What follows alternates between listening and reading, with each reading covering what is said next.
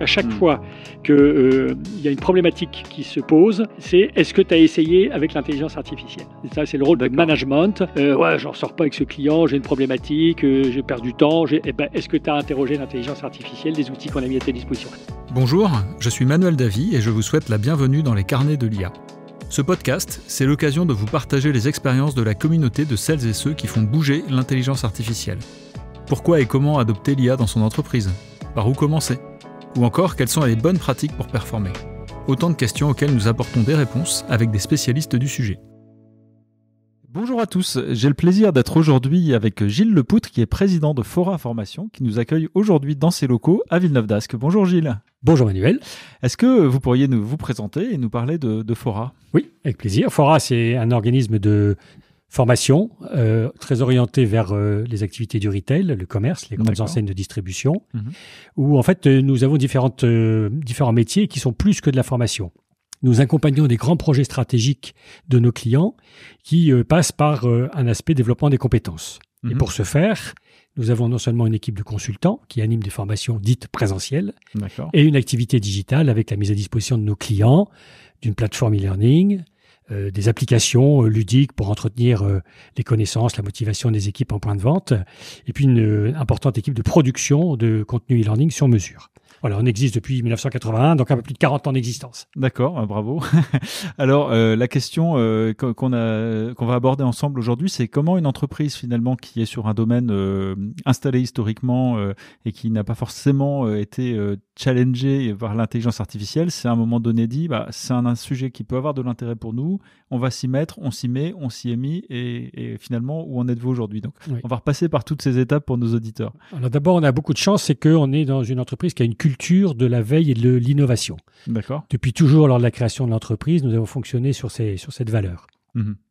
On a été parmi les tout premiers à filmer des séquences réelles en magasin en caméra cachée comme outil de formation.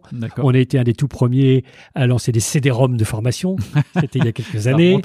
Ça remonte à quelques temps. On a été les premiers à faire une première plateforme e-learning. Donc on arrive à la 3e version. Donc on est dans une culture de l'innovation. Donc ça nous aide quand même bien. Néanmoins, quand on a commencé à entendre parler de l'intelligence artificielle, moi, je me suis dit, qu'est-ce que c'est l'intelligence artificielle? C'est quoi ce truc-là? Et puis, petit à petit, étant aussi adhérent dans l'entreprise et cité, j'ai découvert qu'il existait la cité de l'IA. J'ai découvert qu'on pouvait assister à des petits déjeuners, avoir des présentations, etc. Donc, j'ai commencé à m'y intéresser. D'accord. Évidemment, j'ai chargé sur mon iPhone ChatGPT, version 3.5 au départ, à écouter des podcasts. Et petit à petit, l'idée a commencé à germer en se disant, il y a quelque chose à laquelle il faut qu'on s'intéresse. Donc, vous avez fait finalement votre propre chemin d'acculturation sur le sujet, vous êtes intéressé à la question, vous êtes dit finalement je vais aller me renseigner au plus près pour savoir comment ça marche. Oui, c'est pas venu tout seul comme ça, tomber du ciel, il faut se bouger un petit peu, quand on a l'envie de quelque chose, il faut se bouger un petit peu. Et ça vous l'avez fait en tant que dirigeant dans votre coin entre guillemets, ou vous avez essayé dès le début d'embarquer des personnes de vos équipes avec vous? Alors j'ai commencé à embarquer mon comité de direction. Le directeur général de Fora, Richard Graillot. Et puis petit à petit, ça a fait un peu tache d'huile dans l'entreprise, mais on sait bien qu'il y a un décalage important entre une volonté de dirigeant et l'application dans l'ensemble des services de l'entreprise. D'accord. Et du coup, comment vous avez basculé de cette acculturation vers finalement la mise en mouvement et le fait de commencer à faire des choses? Vous avez parlé d'avoir installé ChatGPT sur le téléphone. Et après, ça s'est passé comment? Alors, ça s'est passé comment? Ça s'est passé en plusieurs étapes. D'abord, on a organisé un séminaire avec l'ensemble de nos collaborateurs à l'été 2023, puisqu'on avait fait un bel exercice, on avait un petit peu d'argent, donc on était allé faire du catamaran au large de La Rochelle. Super. Voilà, c'était super.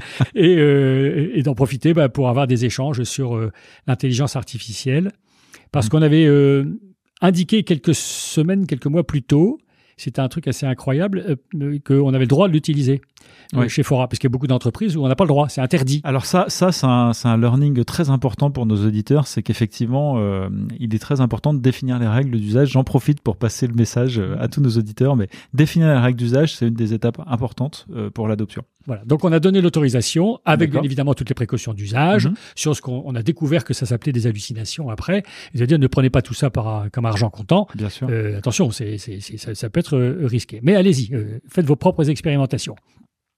Alors là, il y a des précurseurs dans les entreprises, il y a ceux qui sont à la traîne, et puis il y a un peu le ventre mou au milieu, qui, pourquoi pas, mais qui ne va pas franchement. Donc à l'issue de ce séminaire, on a eu l'occasion de recueillir toutes les expérimentations des uns et des autres, et on en a tiré 3 enseignements. D'accord. En se disant, premier enseignement, ça permet de gagner un temps fou. Qu'est-ce que c'est rapide. Et donc, il y a plein de choses qu'on pourrait faire beaucoup plus vite. Premier enseignement intéressant. Deuxième enseignement intéressant, c'est que c'est un assistant qui est dévoué, omniprésent, infatigable. On peut l'interroger à toute heure du jour ou de la nuit. Il ne se fatigue jamais. Il dit jamais, c'est bon, tes questions, on va se coucher maintenant. Mais attention, il peut dire des conneries. Il peut dire des bêtises, il peut dire des hallucinations. C'est un peu comme un stagiaire, finalement. Oui. Il n'est pas fiable à 100%, mais il est de bonne volonté et il peut être très utile sur certaines tâches. C'est ça, et puis il est très intelligent. C'est un bon stagiaire de très bon niveau. Et le troisième enseignement, c'est de dire que l'intelligence artificielle permet de réaliser des tâches sans plus-value, qu'on appelle chez nous des tâches ingrates. Oui. Je pense que c'est rentré dans le vocabulaire maintenant. Donc plein de petites choses, on perd plus de temps à faire ça, donc on se libère l'esprit à faire des choses beaucoup plus intéressantes, beaucoup plus porteurs de plus-value. Donc ce séminaire qui a été un petit peu un moment de révélation pour les équipes et de mise en mouvement, et ensuite qu'est-ce que vous avez fait pour continuer à dérouler cette démarche? Alors donc on a continué à participer à toutes les manifestations organisées par la Cité de l'IA, et puis on a fait une demande de financement dans le cadre du programme IA Booster lancé par la BPI, la Banque publique d'investissement. On accueillait d'ailleurs il y a quelques épisodes Vincent Kriegbeck, qui est le chef de projet qui porte le sujet chez BPI. Tout à fait, qui a été notre interlocuteur au départ dans le cadre du projet France 2030. Et donc on a monté un dossier qui a été accepté. Et donc nous avons bénéficié d'une aide de la BPI pour nous aider à réfléchir, à définir les orientations par rapport à nos métiers, par rapport à nos clients, qu'est-ce qu'on pouvait mettre en place, pas mettre en place. On a eu des conseils intéressants de dire attention, ne faites pas trop de choses en même temps, qui trop embrasse mal les trains, comme on dit dans les dictons.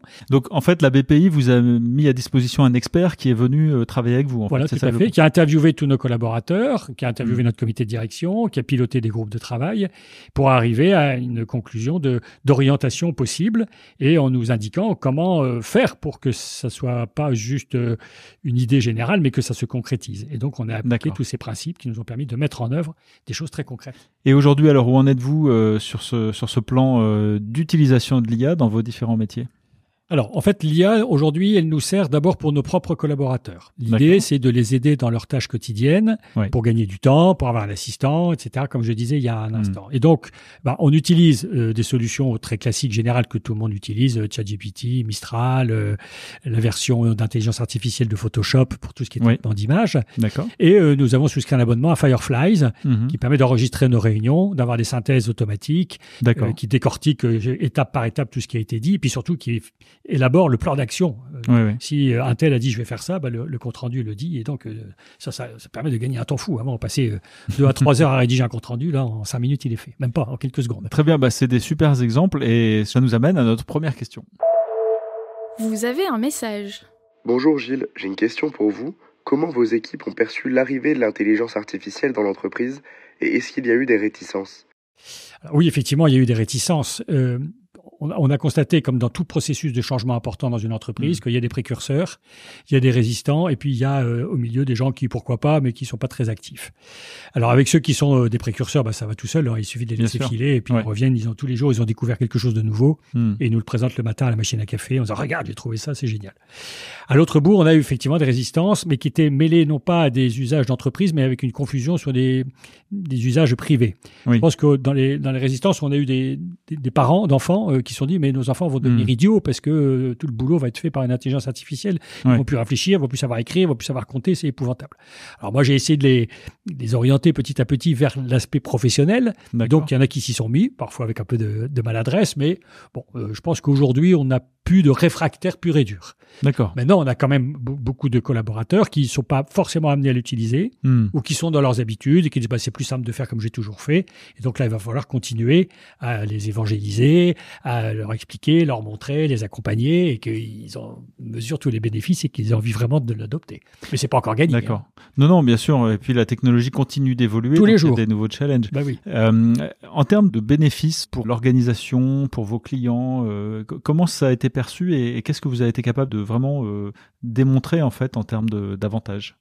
Alors pour l'instant, c'est plutôt de la communication parce qu'on le dit et on le redit. On explique à nos clients tout ce que nous faisons. Mais dans la majorité de nos clients, ils n'ont pas notre niveau. Oui. Ou alors c'est des très grands groupes qui, eux, ont des services de data, de DSI, etc., mais qui sont dans des considérations techniques très évoluées. Oui. Mais nos interlocuteurs, eux, les DRH, les responsables formation, les directeurs de réseau, les commerciaux, pour eux, ils disent je ne sais pas ce qu'ils font là-haut, mais c'est assez étanche.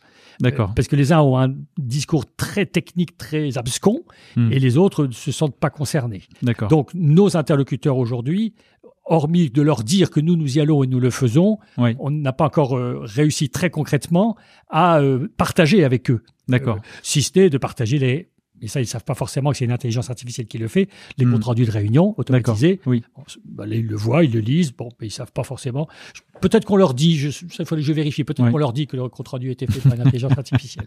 Et ça, c'est dans la première partie qu'on commençait à évoquer, de ce qui se passe en interne. Pour ça, il faut que je vous évoque notre plateforme e-learning, parce que c'est là où le dur de nos clients seront concernés, où là, ça va se passer. Eh bien, allons-y. Alors, sur la plateforme e-learning, donc, qui est un module qui permet en fait de rendre disponible sur le web des modules de formation de l'entreprise. Donc, vous avez une plateforme qui fait ça. Donc, l'intelligence artificielle, j'entends dans ce que vous dites qu'elle s'invite, entre guillemets, dans cette plateforme désormais. Alors, qu'est-ce que c'est qu'une plateforme e-learning ? C'est donc un dispositif qui permet à des collaborateurs de se former, soit en consultant ce qu'on appelle des modules e-learning, soit dans le cadre d'un parcours composé de plusieurs modules. Un module va durer 5, 10, 15, 20 minutes. On est sur des temps de plus en plus courts. Mais quand je vais devoir me former en tant qu'apprenant, je me mets face à un ordinateur, je me mets dans un endroit calme, et je sais que je vais avoir 15-20 minutes où il ne faut pas me déranger. Et je me concentre sur ma formation. Ça, c'est très bien, c'est la vocation d'une plateforme e-learning et c'est la vocation de notre plateforme. Mais nous y allons y ajouter, nous, des fonctionnalités différentes pour autant les apprenants que pour l'administrateur. Alors, pour l'apprenant, on va intégrer ce qu'on appelle techniquement un RAG. Alors ça, je vous laisserai... On en a déjà parlé avec, par exemple, Olivier Vulveric, il n'y a pas très longtemps, de Octotechnologies. Alors, pour en parler d'un RAG, je dis que ça va être un mini ChatGPT, mais spécialisé dans nos métiers. Oui. Voilà. Bon. Très bien. Donc, en gros, si vous êtes responsable de rayon dans un magasin, que vous devez refaire votre présentation fruits et légumes, et que vous savez plus très bien comment faire, eh bien, vous allez aller dans cet aspect de la plateforme, non pas pour apprendre au travers d'un module e-learning pendant un quart d'heure, mais vous allez poser une question et puis vous allez avoir une réponse qui tombe immédiatement avec votre mode opératoire. Donc ça, c'est la première grande innovation qu'on va avoir. Donc, c'est une plateforme non seulement de formation, mais aussi de réponse s'il y a des besoins opérationnels immédiats. D'accord. Ça, c'est la première grande innovation. La deuxième, c'est pour les formateurs. Si je reprends le spécialiste fruits et légumes, qui lui veut faire un module e-learning, c'est un pro des fruits et légumes, c'est pas un pro de la pédagogie. Oui, d'accord. Il sait pas à faire ça. Et donc, on va intégrer dans notre plateforme un outil qui va permettre de transcrire un contenu quel qu'il soit en module interactif avec des exercices, des jeux, des questions, des contrôles de connaissances réguliers, et tout ça est complètement automatisé. C'est-à-dire que ce contenu, ça peut être un document, un PowerPoint, une interview, une vidéo, une bande-son, un podcast, etc. Génial. Et donc, il va compiler tout ça et en faire un module e-learning en quelques minutes. Très bien. Bravo pour toutes ces innovations très enthousiasmantes. Et ça nous amène à notre deuxième question.